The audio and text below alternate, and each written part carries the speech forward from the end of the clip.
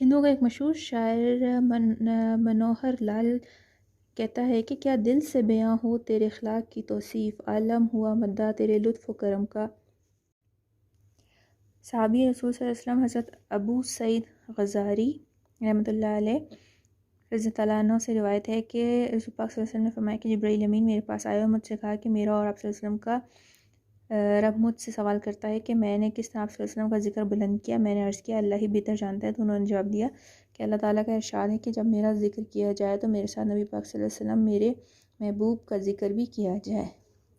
تمہارے نام اقبال کیا خوب کہتا ہے کہ خیمہ افلاک کا استادہ ہی نام سے ہے، نبض ہستی تپش آدما اسی نام سے ہے، دشت میں دامن کوثر میں، میدان میں، بحر میں، موج کی آغوش میں، طوفان میں، چین کے شہر مراکش کے بیابان میں، اور پوشیدہ مسلمان کے ایمان میں، چشم اقوام میں نظارہ ابد تک دیکھیں، رفعت شان و رفعنا لک ذکرک دیکھیں۔ ہندوؤں کا ایک مشہور شاعر منوہر لال کہتا ہے کہ کیا دل سے بیاں ہو تیرے اخلاق کی توصیف، عالم ہوا مدعا تیرے لطف و کرم کا۔ مشہور مغربی مصنف ای ڈرمنگم سیرت طیبہ پر اپنی کتاب لائف آف محمد میں اعتراف حقیقت کے طور پہ لکھتا ہے کہ محمد صلی اللہ علیہ وسلم اس اعتبار سے دنیا کے وہ واحد پیغمبر ہیں جن کی زندگی ایک کھلی کتاب کی طرح ہے، اور ان کی زندگی کا کوئی گوشہ مخفی نہیں بلکہ ہر گوشہ روشن و منور ہے۔ اسی طرح مہارانی آرٹ کالج محصور بھارت کے صدر شعبہ پروفیسر راما کرشنا راؤ اپنی کتاب محمد صلی اللہ علیہ وسلم دی پروفٹ آف اسلام میں لکھتے ہیں کہ محمد صلی اللہ علیہ وسلم میرے نزدیک ایک عظیم مفکر ہیں، تمام اعلیٰ انسانی سرگرمی میں آپ صلی اللہ علیہ وسلم ہیرو کی مانند ہیں۔ 20ویں صدی کے اوائل میں 1911 میں بیروت کے مسیحی اخبار الوطن نے دنیا کے سامنے یہ سوال پیش کیا کہ دنیا کے سب سے عظیم انسان کون ہے، تو اس کے جواب میں ایک عیسائی دانشور اور مجاحس نے لکھا کہ دنیا کا سب سے عظیم انسان وہ ہے جس نے 10 برس مدنی زندگی مختصر عرصے میں ایک عظیم مذہب، ایک نئے فلسفے اور ایک نئی شریعت اور ایک نئے تمدن کی بنیاد رکھی، جنگ کا قانون بدل دیا، ایک نئی قوم پیدا کی، ایک نئی طویل العمر سلطنت قائم کی، اور تمام کارناموں کے باوجود یہ عظیم انسان امی اور ناخواندہ تھے۔ اور وہ کون تھے؟ نبی پاک صلی اللہ علیہ وسلم، عبداللہ قریشی، اسلام کے پیغمبر صلی اللہ علیہ وسلم۔ 20ویں صدی کے آغاز میں رابطہ عالم اسلامی مکہ مکرمہ کے ایک مشہور 7 روزہ عربی جریدے العالم الاسلامی 28 ربیع الاول 1421 ہجری 3 جون 2000 میں اسلامی ایک اہم خبر انٹرنیٹ کے متعلق شائع کی کہ کمپیوٹر سافٹ ویئر تیار کرنے والی مشہور کی کمپنی مائکروسافٹ نے الف ثانی یعنی تیسرے ہزاریے ملینیم کے موقع پر انٹرنیٹ کی دنیا کے سامنے سوال پیش کیا کہ دنیا کی وہ عظیم ترین شخصیت کون ہے جس نے اپنے فکر اور عمل سے انسانی تاریخ اور انسانی زندگی پہ گہرے نقوش ثبت کیے، اور وہ دنیا انسانیت کی اس فکر و اثر سے زیادہ متاثر ہوئی۔ کمپنی نے رائے دہی اور شخصیت کے انتخاب کے لیے امیدوار کے طور پر 17 خصوصیات کے نام ذکر کیے، جن میں انبیاء کرام صلی اللہ علیہ وسلم حضرت موسیٰ، حضرت عیسیٰ کے ساتھ سیدنا مرسلین، خاتم النبیین حضرت محمد مصطفیٰ صلی اللہ علیہ وسلم کا نام بھی شامل ہے۔ سوال کے جواب میں ناظرین نے اپنے علم، مطالعے، معلومات، انسانی تاریخ اور انسانی تمدن کے تجزیے کی روشنی میں اپنی رائے پیش کی۔ انسانی تاریخ کی وہ عظیم ترین بااثر شخصیت جس نے اپنی فکری، عملی اور اخلاقی قوت سے دنیا میں ایک عظیم مثال انقلاب برپا کی، وہ انسانی فکر و تاریخ کے دھارے کو موڑ سکتی ہے بلکہ انسانیت کی سعادت و فلاح کی راہ پر گامزن کی کر سکتی ہے۔ وہ پیغمبر عالم صلی اللہ علیہ وسلم محمد صلی اللہ علیہ وسلم کی ذات ہے جو نہایت بابرکت ہے۔ زمن یہ حقیقت پیش نظر رہے کہ انٹرنیٹ پہ راہ دہی میں غالب اکثریت مغرب کی مسیح دنیا پر مشتمل تھی۔ سرکار دو جہاں صلی اللہ علیہ وسلم کی مدحت اور رفعت اور تعریف کا وہ مثالی اور تاریخی ساز پہلو ہے جس کی روشنی میں اجالا بڑھتا جا رہا ہے۔ آپ صلی اللہ علیہ وسلم کے ذکر مبارک سے دنیا روشن، اور آپ صلی اللہ علیہ وسلم کے دین و تعلیمات کے نور سے انسانیت منور ہو جاتی ہے۔ ان تمام باتوں کے باوجود بھی ایک ابدی اور تاریخی حقیقت ہے کہ لا یمکن النسنا کما کان حقا بعد از خدا بزرگ تو قصہ مختصر۔ شان امان کے نام خط۔ امان کے دو بھائی حاکم، جعفر اور عبد، ان کے پاس حضرت عبداللہ بن عاص خط لے کے گئے۔ انہوں نے ان میں سے بڑے نے تو پہلے رد و قد کا اظہار کیا، لیکن بعد میں دونوں اسلام لے آئے۔ ان کے پاس خط فتح مکہ کے بعد بھیجا گیا۔ ڈاکٹر حمید اللہ کے مطابق باقی سب بادشاہوں کے پاس 7 ہجری کی شروع میں خط بھیجے گئے۔ بطور نمونہ خط آپ صلی اللہ علیہ وسلم کے شان روم کے نام جو مکتوب روانہ فرمان کا ترجمہ یہ ہے: بسم اللہ الرحمن الرحیم، کے بندے، اللہ کے بندے اور اس کے رسول صلی اللہ علیہ وسلم کی جانب سے ہرکل عظیم روم کی طرف اس شخص پر سلام ہو جو ہدایت کی پیروی کرے۔ تم اسلام لاؤ اور سلامتی میں رہو۔ اسلام لاؤ، اللہ تمہیں اپنا اجر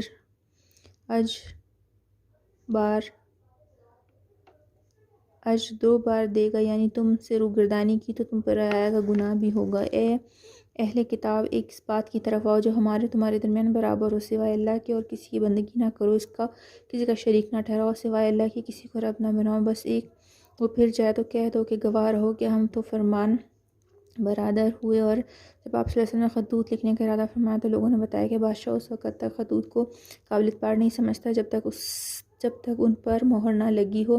چنانچہ آپ صلی اللہ علیہ وسلم نے خوبصورت ایک مہر بصورت انگوٹھی بنوائی جس پر 3 سطروں میں محمد رسول پاک صلی اللہ علیہ وسلم کندہ تھا، سب سے اوپر اللہ کا، نچلی سطح پر رسول پاک صلی اللہ علیہ وسلم اور اس سے نیچے محمد صلی اللہ علیہ وسلم لکھا تھا۔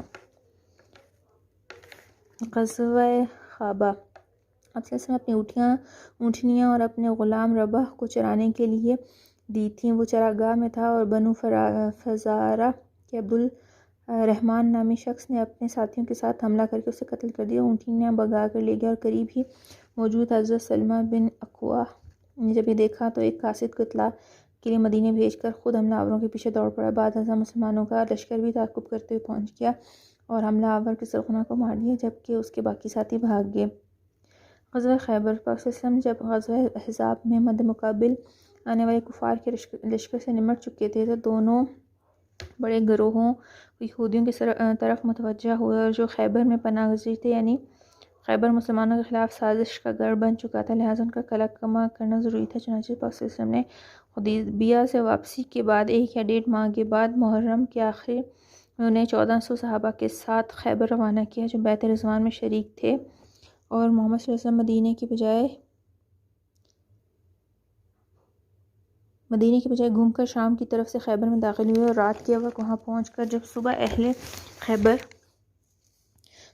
خیبر نے دیکھا کہ مسلمانوں کا لشکر ان کے سروں پہ پہنچ گیا تو وہ بحواس باختہ ہوئے، اور خیبر میں 8 بڑے مضبوط قلعے تھے، لہٰذا یہودی ان قلعوں پر بند ہو گئے، جس میں مسلمانوں نے ان کا محاصرہ کر لیا۔ اور ایک رات رسول پاک صلی اللہ علیہ وسلم نے فرمایا کہ میں کل ایک ایسے شخص کو جھنڈا دوں گا جو اللہ اور اس کے رسول پاک صلی اللہ علیہ وسلم سے محبت کرتا ہے، اللہ اور اس کے رسول جو سے محبت کرتے ہیں۔ اگلے دن جھنڈا حضرت علی اور مرتضیٰ کو دیا گیا اور انہوں نے ان کے ہاتھوں سے ہی خیبر فتح ہوا۔ حضرت علی لشکر لے کر قلعہ نعم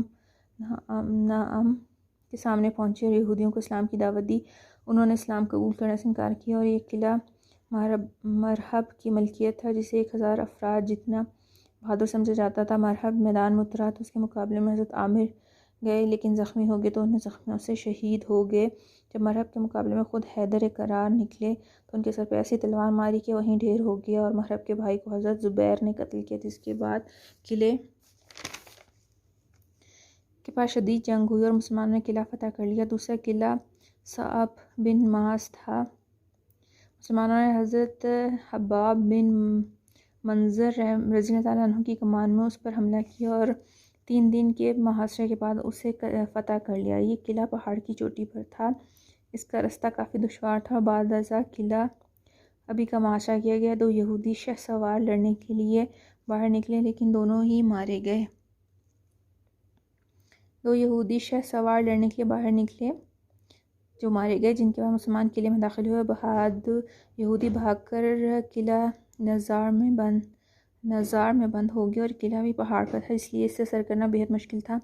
تاہم مسلمانوں نے منجنیقیوں سے گولے پھینکے اور دیواروں میں شگاف ڈالے، اور پھر ایک سخت جنگ کے بعد قلعے کو فتح کر لیا۔ اب 3 قلعے رہ گئے تھے جن کا محاصرہ بھی کر لیا گیا تھا، جو 14 دن تک رہا۔ یہودیوں کو اپنی تباہی کا یقین ہو گیا تھا تو صلح کی پیشکش کی جسے قبول کر لیا گیا۔ فریقین میں سے اس بات پر صلح ہوئی کہ قلعوں میں موجود جنگ جو ان کے بیوی بچوں کو کچھ نہیں کہا جائے گا یہودی اپنا تمام مال چھوڑ کر خیبر سے چلے گئے، اور کہا گیا کہ اتنے کپڑے لے جاؤ جتنا ایک انسان اٹھا سکتا ہے۔ یہ معاہدہ ابی الحقیق نے آپ صلی اللہ علیہ وسلم سے کیا، اور اسی ابی الحقیق کے بیٹے کنانہ کی جس نے قصاص نے قتل کیا، بیوہ حضرت صفیہ رضی اللہ تعالیٰ عنہ کو ام المومنین ہونے کا اعزاز حاصل ہے۔ غزوہ خیبر میں اتنا مال غنیمت ہاتھ آیا کہ مسلمان خوشحال ہو گئے۔ زہرہ کا واقعہ، جب خیبر فتح ہو چکا تھا تو یہودی خاتون نے آپ صلی اللہ علیہ وسلم کو زہر ملا کر گوشت دیا۔ آپ صلی اللہ علیہ وسلم نے ایک نوالا اٹھایا لیکن اسے نگلا نہیں، تھوک دیا۔ پھر آپ صلی اللہ علیہ وسلم نے فرمایا کہ اس میں زہر ہے۔ بعد از عورت نے بھی اس کا اقرار کیا۔ آپ صلی اللہ علیہ وسلم نے اسے معاف فرما دیا، لیکن کھانے کے بعد حضرت بشر رحمۃ اللہ علیہ بھی شریک تھے جو نوالا نگلنے کے سبب انتقال کر گئے، تو ان کے بدلے اس عورت کا قتل کر دیا گیا۔ غزوہ خیبر کے مختلف معرکوں میں 16 مسلمان شہید ہوئے اور 93 یہودی مارے گئے۔ غزوہ ذات الرقہ، غزوہ احزاب میں مسلمانوں کے مد مقابل آنے والی 3 بڑی طاقت قبیلہ غطفان جوار مدینہ کے بدو تھے، اور انہیں سبق سکھانے کا وقت تھا۔ یہ بدو کسی ایک جگہ اکٹھے آباد نہیں تھے، بلکہ یکبارگی حملہ کر کے انہیں ختم کیا جا سکے، اس لیے قتل کرنے سے بھی زیادہ مفید یہ تھا کہ ان کے خلاف ایسی کارروائی کی جائے جس میں ان کے دلوں میں مسلمانوں کا رعب بیٹھ جائے۔ چنانچہ یہ 7 ہجری میں آپ صلی اللہ علیہ وسلم نے 400 کے لگ بھگ صحابہ کرام کا لشکر تشکیل دیا، جس کا نخلے میں قبیلہ غطفان کے 2 گروہوں سے سامنا ہوا، لیکن جنگ نہیں ہوئی۔ اس غزوے کا قبیلہ غطفان اور دیگر بدو قبائل پر گہرا اثر پڑا، جس کی وجہ سے ان کا زور ٹوٹنا شروع ہو گیا، اور یہاں تک کہ فتح مکہ تک اکثر لوگ مسلمان ہو گئے، اور 7 ہجری میں تقریباً 8 سریہ بھی پیش آئیں۔ عمرہ قضا، حدیبیہ کے موقع پہ قریش نے معاہدہ ہوا تھا کہ اس سال مسلمان عمرہ کیے بغیر واپس جائیں گے، اگلے سال عمرے کے لیے آئیں گے۔ چنانچہ ذیقعدہ کا چاند نظر آتے ہی آپ صلی اللہ علیہ وسلم صحابہ کرام کے ساتھ عمرہ قضا کے لیے روانہ ہوئے۔ چونکہ قریش کی جانب سے عہد شکنی کا خطرہ تھا، اس لیے مسلمان اسلحہ ساتھ لے کے گئے تھے، لیکن ایک وادی میں پہنچ کر اسلحہ ڈھیر کر دیا اور 200 افراد کو اس کی حفاظت کے لیے وہیں چھوڑ دیا گیا۔ صرف تلواروں کے ساتھ مکے میں داخل ہوئے۔ قریش سمجھ رہے تھے کہ مدینے کی آب و ہوا اور بخار کی وبا نے مسلمانوں کی صحت خراب کر دی ہے، لیکن آپ صلی اللہ علیہ وسلم نے اس خیال کی تردید کے لیے طواف کے پہلے 3 چکروں میں اکڑ کے چلنے کا حکم دیا ہے۔ عمرے کی ادائیگی کے بعد کچھ لوگوں کو اسلحے کی حفاظت کے لیے روانہ کیا گیا، اور وہاں رہ جانے والوں کو آ کر عمرہ ادا کیا۔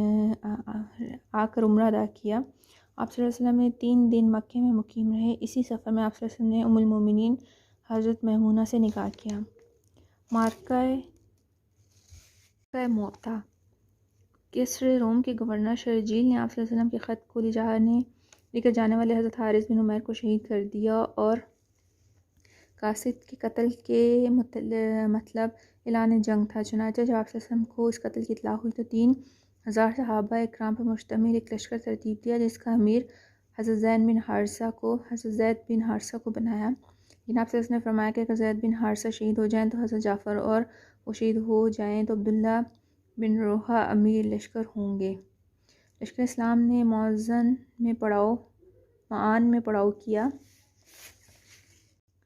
معلوم ہوا کہ دشمن بہت بڑا لشکر لے کے مقابلے میں آیا ہے۔ 1 لاکھ رومی اور 1 لاکھ کے قریب دوسرے قبائل بھی ان کی مدد کے لیے موجود ہیں۔ مسلمان وہ 2 دن تک مشورہ کرتے رہے کہ کیا کیا جائے۔ بالآخر حضرت عبداللہ بن رواحہ نے جوش دلانے پر مسلمان دشمن کے سامنے پہنچ گئے، لڑائی شروع کی تو 3000 کا لشکر 2 لاکھ کے ٹڈی دل کے طوفانی حملوں کا مقابلہ کر رہا تھا۔ حضرت زید رضی اللہ عنہ حکم تھامے بے جگری سے لڑ رہے تھے، شہید ہو گئے۔ حضرت جعفر نے حکم تھاما اور لڑتے رہے یہاں تک کہ ان کا ایک ہاتھ کٹ گیا۔ انہوں نے دوسرے حکم میں دوسرا ہاتھ تھام لیا اور دوسرا بھی کٹ گیا، تو باقی ماندہ بازوں سے علم تھامے رکھا، یہاں تک کہ ایک رومی نے انہیں ایسی تلوار ماری کہ وہ 2 لخت ہو گئے، اور اس کے بعد حضرت عبداللہ بن رواحہ بھی شہید ہو گئے۔ تو مسلمانوں کا جھنڈا حضرت خالد بن ولید نے تھاما، اور ادھر مدینہ منورہ میں آپ صلی اللہ علیہ وسلم نے فرمایا کہ اب جھنڈا اللہ کی تلواروں میں سے ایک کے پاس ہے، اسی وجہ سے حضرت خالد بن ولید کو سیف اللہ کہا جاتا ہے۔ حضرت خالد ایسے لڑے کہ ان کے ہاتھوں میں 9 تلواریں ٹوٹ گئیں، اور ایسی حکمت عملی اختیار کی کہ مسلمانوں کا لشکر دشمن کے نغرے سے نکال لیا، اور اتنے بڑے لشکر کے بیچ سے زندہ بچ کے آ جانا ہی فتح ہے۔ اس معرکے کا قرب و جوار میں بہت اثر ہوا، کیونکہ عرب رومیوں سے جنگ کو خودکشی کے مترادف سمجھتے، لیکن جب مسلمان ان کے ساتھ ٹکرائے تو سب ان پہ روب پڑ گیا، اور اس معرکے میں 12 مسلمان شہید ہوئے۔ صلح نامہ حدیبیہ کی ایک شرط یہ تھی کہ فریقین کے ساتھ جو بھی گروہ عہد و پیمان کرے گا وہ اسی کا ساتھی سمجھا جائے گا، اس کے ساتھ جنگ دونوں کے خلاف جنگ سمجھی جائے گی۔ صلح حدیبیہ کے بعد بنو خزاعہ مسلمانوں کے حلیف بن گئے، کیونکہ بنو بکر قریش کے ساتھ مل گئے تھے، اور شعبان 8 ہجری میں نوفل نے ایک لشکر کے ساتھ بنو خزاعہ پر حملہ کیا تو قریش نے ہتھیاروں کے ساتھ ان کی مدد کی۔ اس حملے میں بنو خزاعہ کے کئی افراد مارے گئے، جس پہ عمر بن سالم خزاعی مدینہ منورہ رسول پاک صلی اللہ علیہ وسلم کو عہد شکنی کی اطلاع دی۔ آپ صلی اللہ علیہ وسلم نے اس سے کہا کہ تمہاری مدد کی جائے گی۔ جب قریش کو اپنی غلطی اور اس کی سنگین نتائج کا احساس ہوا تو انہوں نے ابو سفیان کو آپ صلی اللہ علیہ وسلم کے پاس تجدید عہد کے لیے بھیجا۔ جب ابو سفیان مدینے میں اپنی بیٹی ام المومنین حضرت ام حبیبہ کے گھر پہنچے اور بستر پہ بیٹھے تو ان کہتے ہوئے بستر سے اٹھا دیا کہ رسول پاک صلی اللہ علیہ وسلم کا بستر ہے، آپ مشرک ہیں۔ جب ابو سفیان آپ صلی اللہ علیہ وسلم کے پاس پہنچے اور تجدید عہد میں متعلق گفتگو کی تو آپ صلی اللہ علیہ وسلم نے کوئی جواب نہ دیا، بلکہ آپ صلی اللہ علیہ وسلم مسلمانوں کو جنگ کی تیاری کا حکم دیا، لیکن تیاریاں مخفی رکھی۔ مسلمان اچانک کفار کے سروں پر پہنچ جائیں۔ رسول پاک صلی اللہ علیہ وسلم 10 رمضان المبارک کو مدینے سے مکے کی طرف روانہ ہوئے۔ آپ صلی اللہ علیہ وسلم کے ساتھ 10,000 صحابہ کرام تھے۔